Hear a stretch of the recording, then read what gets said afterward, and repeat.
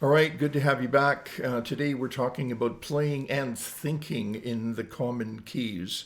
In my teaching experience, I've had so many students come to me who have played already for years, but don't really understand how keys work and how they can help us to move forward and harmonize melodies and create more effectively. Okay, so the guitar is a key sensitive instrument. Now, by that, I mean some keys will sound more resonant on the guitar and will be easier to play than other keys. And these are the keys I want to talk about today. So these are all probably chords that you're already familiar with, right? And the reason you're familiar with them is because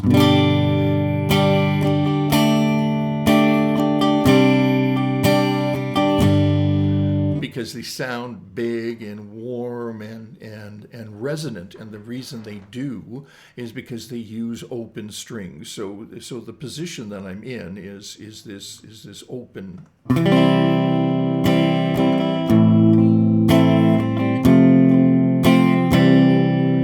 Is this open position with open strings. You can also call it first position if you like, but I prefer to call it open position when open strings are ringing. Okay, so the most common keys in those positions are C, G, D, A, and E. That's the way they would happen in the order in which they'll happen in the a cycle of dominants or the cycle of fifths, right? C, G, D, A, E. There's my cycle of fifths. Okay. Now, so the foundational chord functions in all musical styles are the tonic, subdominant, and dominant. So that's the how chords function, or the 1, 4, and 5 chords, which are built on the first, the fourth, and the fifth degrees of the parent scale. So in the case of the C major scale, for instance, C, D, E, F, G, A, B, C, the 1 chord is a C major, the 4 chord, the subdominant, is an F major, and the 5 chord, the dominant, is a G major, right? So tonic, subdominant, dominant. Each one of those chords has a different level of tension within the key.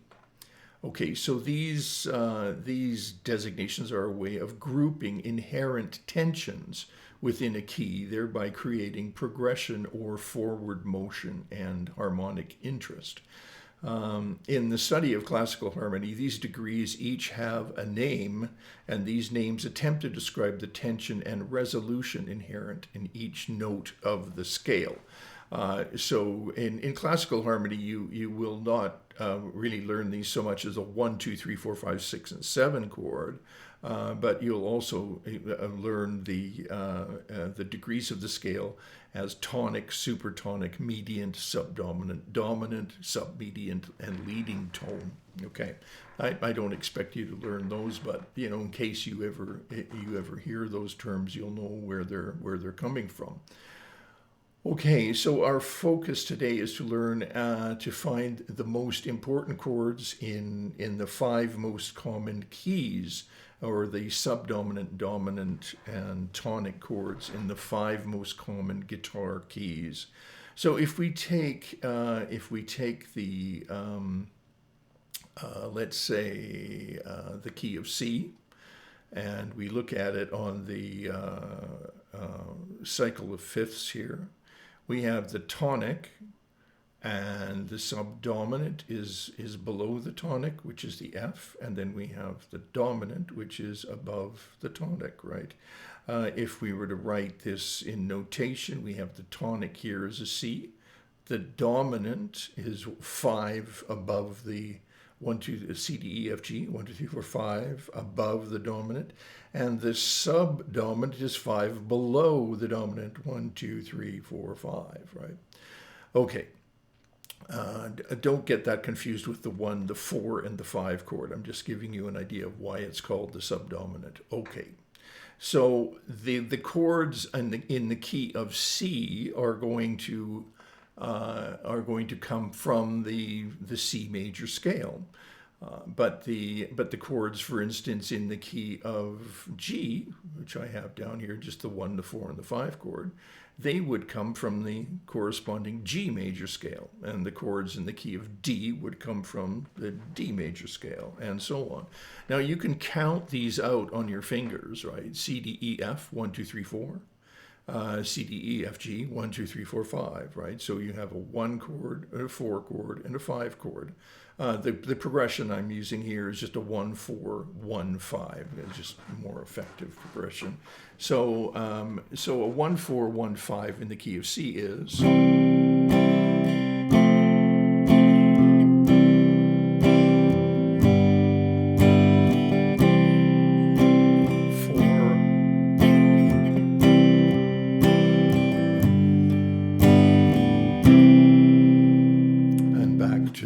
Back to the 1. So that's a 1, 4, 1, 5 chord progression in the key of C. Now, if I move to one of the other open keys, to the probably the next most common is the key of G. Remember that we're moving through the cycle of dominance, so that's going to be the G, the C, and the D, right? The 1, the 4, and the 5. The tonic, the subdominant, and the dominant. G.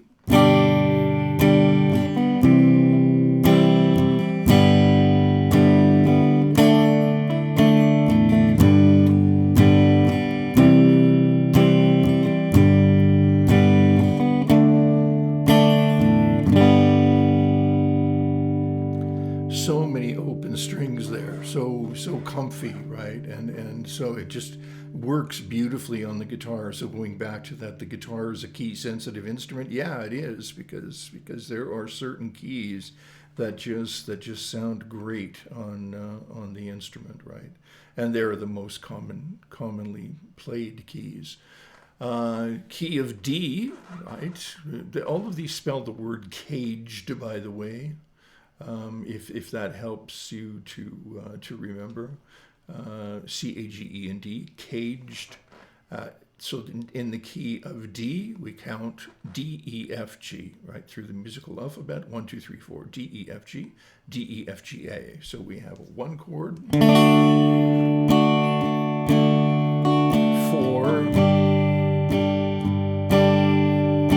1,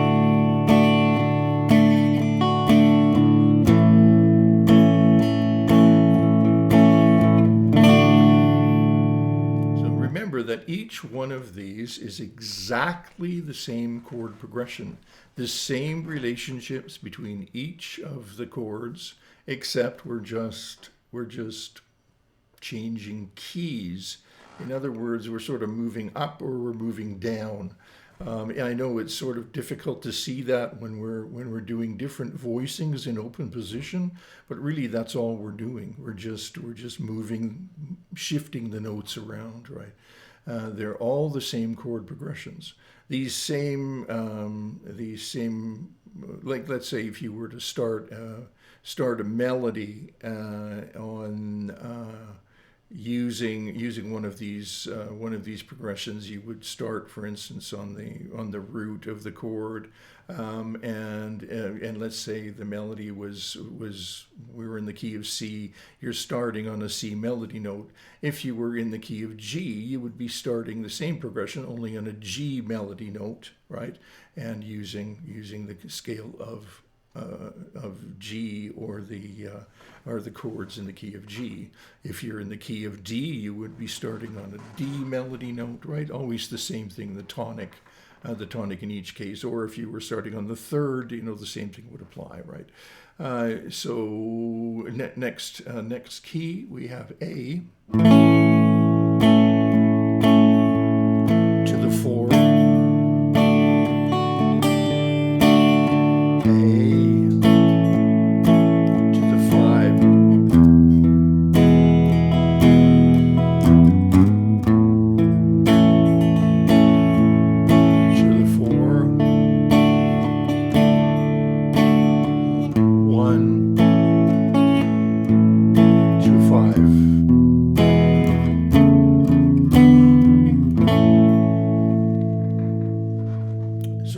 to fill. It couldn't resist, and so yeah, so that's a 1-4-5 chord progression in the key of A, right? All the same chord progressions, all this exactly the same thing. If you're a singer, you have to know this stuff, or if you're playing for a singer, guitar players out there, you've got to know this stuff, right? Because singers don't just play in the keys that you happen to be comfortable in. They don't just sing in the keys you're comfortable with, right? So this is really a quick way of being able to play and think in several keys at the same time. And finally, we've got the key of E.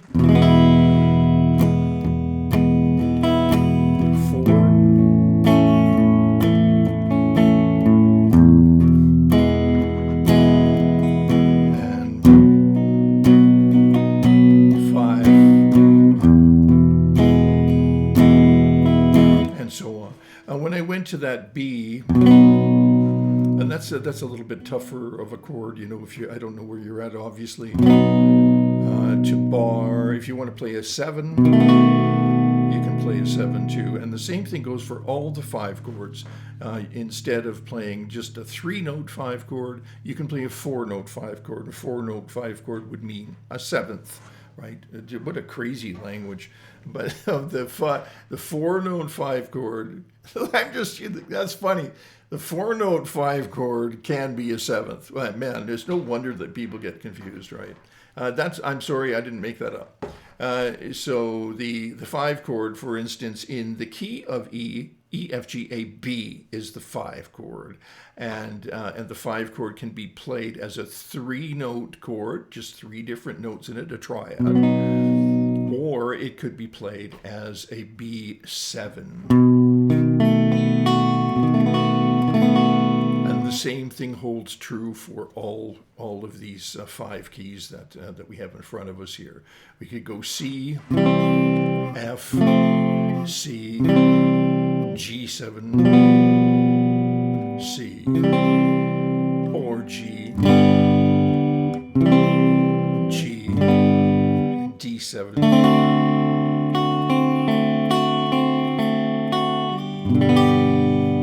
Right, you get the idea, right? So a 5 chord can very often be played as a 7th. All right.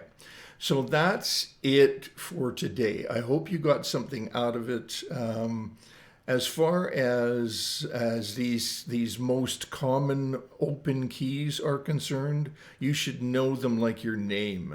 You should just like if I were to say what's the tonic, subdominant, and dominant in the key of G, you should be able to go G, C, D, right? Like it just bang, it's just right there.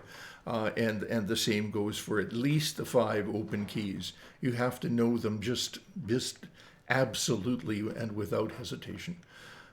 Yeah, and right now we're only talking about 3 chords. We're not talking about the rest of the chords in the key, but this is the foundation that you want to start with. Okay, if this was a help to you, please like and subscribe if you would like more of this in your content. When you come to visit me, I'd really appreciate it if you put a guitar in your lap, a guitar that's tuned up and ready to go. Because that's the only way you're going to learn. It's not entertainment what I'm doing here. I hope you find me entertaining, but my goal is to impart musical knowledge. All right, and comments are always really helpful. I'm going to follow this video up with another video that we will call transposing using open keys, and I'm going to use a classic tune that we will change and put in different keys, and which will give you a demonstration of how all of this works. Okay, thanks for stopping by. We'll see you real soon.